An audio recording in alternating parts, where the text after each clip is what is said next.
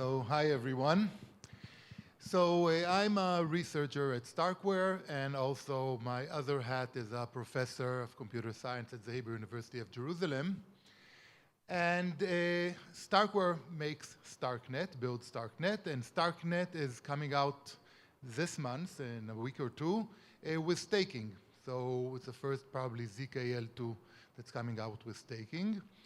And I want to tell you a little bit about staking. How should you think about it conceptually, as well as what we are doing. So it's going to be a little bit different from all the polynomials that we've heard so far. Okay, so in the first part of the talk, I'm going to put on my professor hat and give you general principles about how to think of the economic quantities involved in staking.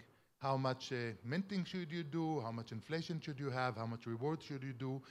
What is a good way to think about it? In the second part, I'll put on my Starkware hat and tell you exactly what we are doing. Okay, so if you look at the money flowing in your system, in any Web3 system, by the way, so it could be a ZKL2, but it could be any Web3 system in general, you have some fees coming from the users, you have some minting taking on of new tokens, and all that goes to the operators of the system, which should be compensated for their effort. And if you're missing MEV here, just note MEV in this dichotomy is a type of a transaction fee. Maybe it's ill-defined, maybe it's ill-designed, but you're taking money from your users, so MEV is just another type of transaction fee. Okay, so what I want to do is, what's a good way to think about how much each of these quantities should be in your system? Okay, and that I want to suggest some kind of way to principled, generic way to think about these questions. Okay, so we start with the question, how much fees should you take from your users? That's an important question, and the question is, of course, from what is your goal? So once we have a goal, we can answer that question maybe. And the goal that I want to look here is not how to maximize my revenue as an operator of the system or as a designer of the system or anything like that, but the point of view of the system. That is, I want to maximize the value that my system is giving to the world. What is a good way to do that?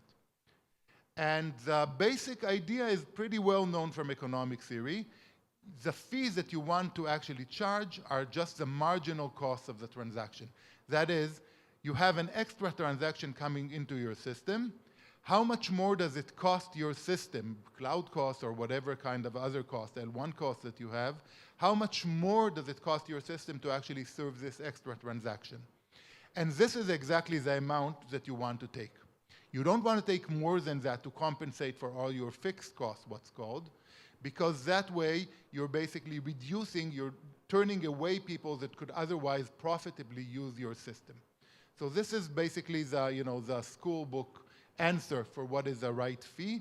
And this is basically what we think you should be doing if you're trying to build a Web3 system of any form that really try to optimize the value that it brings to its users, to society at large. Once we have that, then of course we are stuck with a significant problem. Okay, so where are all the fixed costs coming from? So to run a system, you don't just have the marginal cost of every single transaction. Of course, to set up a system, it costs a lot of money. And proof of stake systems, like our system, the largest fixed cost that you have, the largest question that you need to figure out how are you going to pay for it, is what's called the capital cost. So proof of stake systems are basically secured from an economic point of view by people putting their money, locking their money, and that will be slashed or somehow otherwise hurt if they don't perform what they should perform correctly. And that's the kind of economic securities that you get in a proof of stake system. And now, of course, people who are putting this money down somehow need to be compensated for it, because otherwise they could just put it in the normal financial markets. They could buy stocks or bonds and get some kind of money. So we basically have to, in every proof of stake system, you have to pay your stakers basically what they would get in the alternative kind of way, adjusted for risk and inflation and whatever. So so we can have a comparison about what is bigger money, if you wish, staking or fees. It's good to put them into some kind of common denominator. And one common denominator that is easy to think about is price per transaction on the average. So once you know how much staking you have, how much APY, how much rewards are you giving them as in a percent per year, and how many transactions you have per second, you can just multiply and divide and calculate how much are your capital costs per transaction.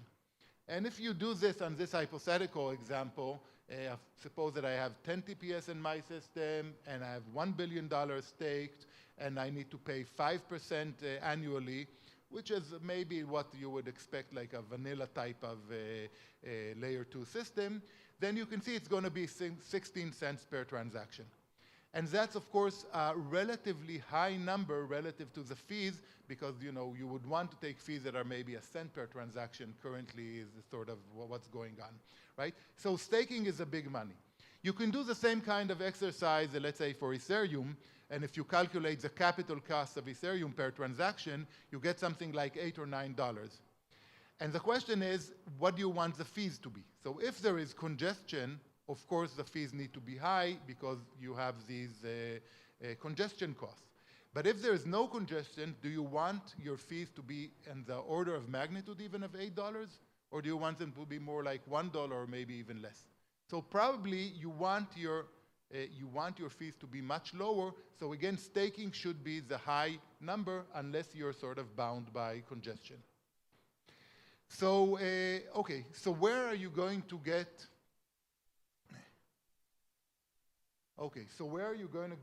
all these capital fees, the money to actually pay your stakers that you have to do, and we said is the major part of the money that flows into your system? That's the advantage of having your own token. So I'm talking about advantage to the system that you're building, not to, maybe you want to get rich so you have a token. But the system really uses the fact that it has a token in order to be able to mint new money and give it to their stakers. Okay, that's the way it pays for it. This is what everybody does, but I'm trying to give you like an abstract point of view of why this is really what needs to happen, not just that it always happens. And this means that who is paying for this cost? How can this magic actually happen? Of course, people who are already holding your token are the ones that are paying for the new minting of the new token by terms of inflation, because there are more tokens, maybe the value will go down. Now, the point is that this is not a bug in the system that your token holders are paying for this capital cost. It's actually a feature because the people who have the token of a system, really, they want the system to succeed. They want it to grow. Keeping the fees low is exactly what happens to what enables the system to grow as much as possible, to have as much as possible activity onto it, and thus to have as high a value as possible. So you really want the token holders to actually pay for this money, so it all works the way it should. Okay, so now we sort of need to try to look at the trade-off between paying enough to your stakers and the inflation that unavoidably results from this. So how can you trade off between these two things?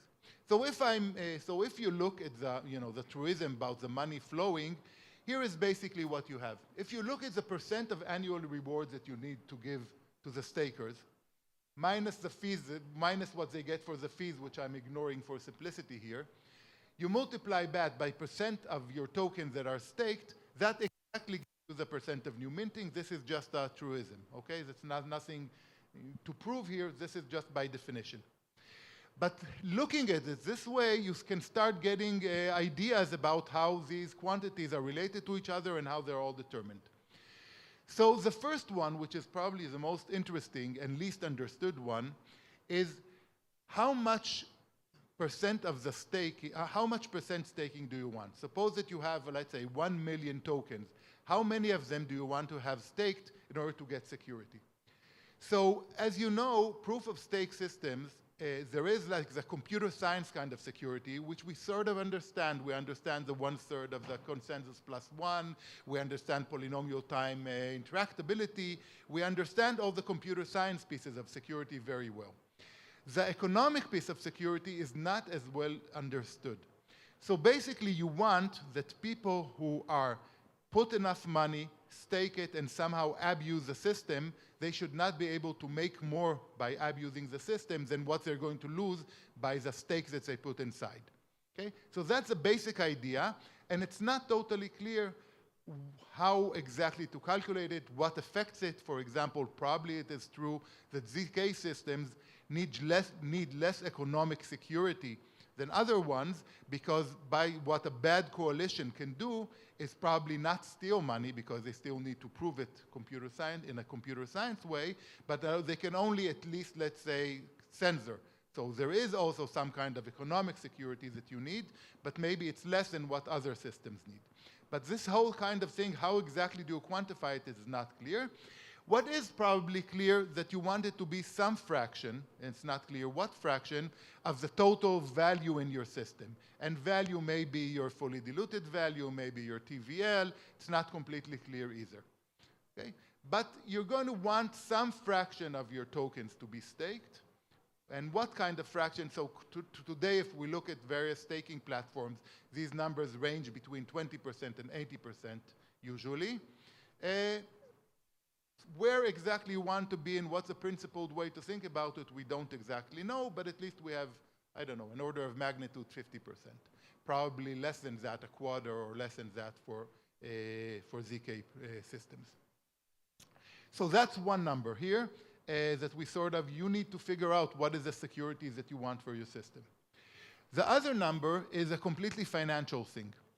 What is the award, what is the rate of awards that your stakers want, is something that depends on the financial alternative. It's a completely financial kind of thing, and the market will basically set it once the other things are sort of fixed in a way, okay? Because basically each person who has $1 can either put it in some stock or put it in your staking. It takes into account, of course, the inflation, the anticipated inflation, the risk, and so on. And then the question is, basically you have to somehow balance these two things in order to get enough stake, but not too much. Okay, so of course your mechanism, whatever kind of mechanism for rewards that you're going to set, will have to somehow set this kind of equation, or set the rules in a way that will make sure that you get the amount of staking that you want, not more than that, because that will be too expensive and it's wasteful, not less than that, because that will not be secure. Okay, so that's my, if you wish, academic hat. And I want to talk about the second stage. So what are we doing now? So basically our staking, what we're actually doing, our staking is sort of very boring, except for one single thing, that we're doing it early. In what sense am I saying that we're doing it early? We want to participate with the decentralization effort of staking. This is like the socio-economic aspects of actually getting stakers, paying the right amount, seeing that the whole ecosystem works correctly. We do that in parallel to the actually technological work that we're also doing of decentralization, making sure that not only we sequence as we do now, but everybody can do that. Not only we prove, but everybody can do that. And these two efforts go on independently. So in the first stage, which is what we're doing this month, basically we only exercise the socioeconomic parts. You basically put money in our token and you get rewards out. You don't need to do any sequencing or proving or anything like that, just run a full node. Okay? So that's part. And then gradually, as our decentralization efforts in other areas progress, then we start asking more and more to do from the stakers. And until at the end, maybe a year from now or so, everything is completely decentralized and everything is run by operators that get compensated for staking. Okay, so the first stage here is basically the technicalities of what we're doing. In September, we basically finalized the governance vote of this first stage of staking. In October, it's already on testnet, so it's now on testnet, has been so for some weeks now. And later this month, we're going to go live and start actually giving real rewards for people who put in real money. You can do basically 3 types of staking. So we support both normal staking, which means you need to do the operation of the system.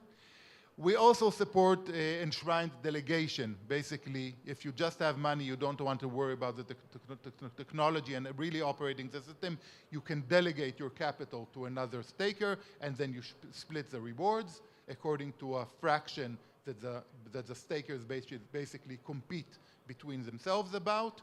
And we're not doing ourselves any clever liquid staking kind of financial hocus pocus. We're leaving that for the stakers, who of course can do that because it's an open permissionless system.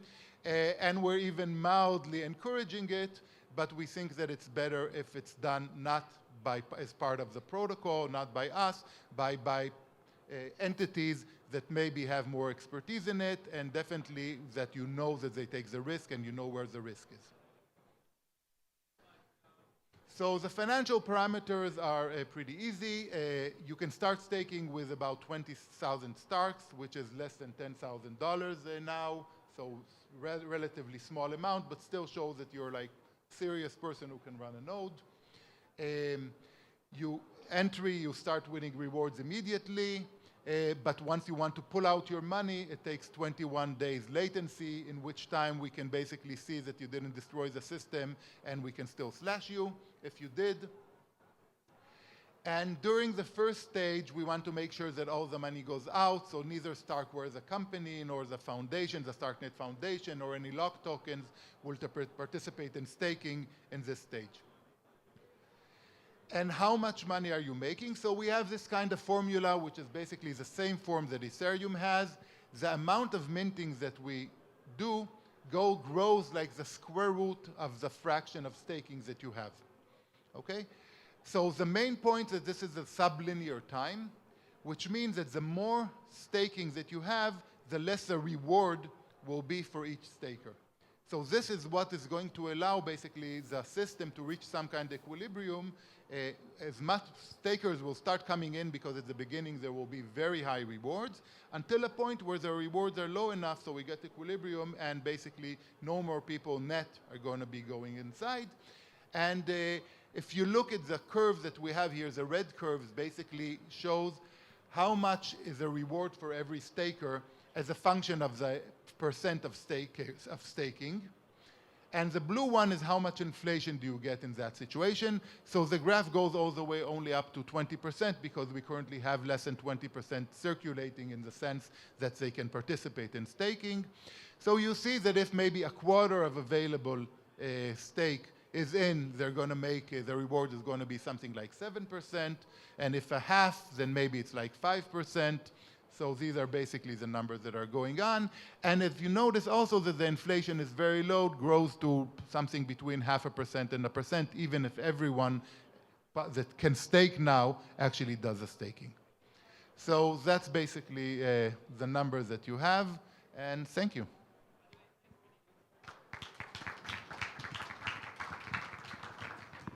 Thank you, Noam.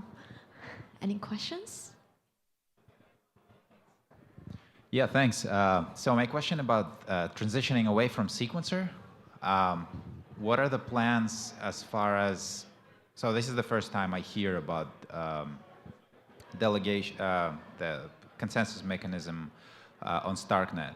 So when can we expect transitioning away from sequencer to this? And what is going to be the effect of that on the performance of the network as far as TPS and the rest? Thank you. Okay, so we're probably going to transition toward the decentralized sequencing also gradually. So probably in the first stage, you'll only be testing as an outside people and get some rewards for that. And the second stage, it will be like a completely decentralized sequencing. Probably the first stage, so nothing is ever clear, but probably the first stage will be in Q1 25, and the second stage will hopefully the quarter afterwards. What will the performance be? That's a very good question. We believe that it should be fine. It won't be a huge degradation of performance. Also, we have lots of performance improvements coming up before we decentralize, which will compensate for what we will pay maybe later. I don't want to give you numbers that, we'll see what happens. Decentralized systems, it's very difficult to figure out their performance before you actually build them and tested them on sort of realistic scenarios. What about decentralizing the prover? Yeah, so again, definitely we are going to decentralize the proving as well. We have we know how we want to do that. And I'm not sure if that will happen completely in parallel with the second stage of decentralizing the sequencing, or it will be another stage by itself. We'll see how that goes. But you won't consider mechanism like POW, like plus POS? No, we're pure proof of stake. Thanks. Okay. Please.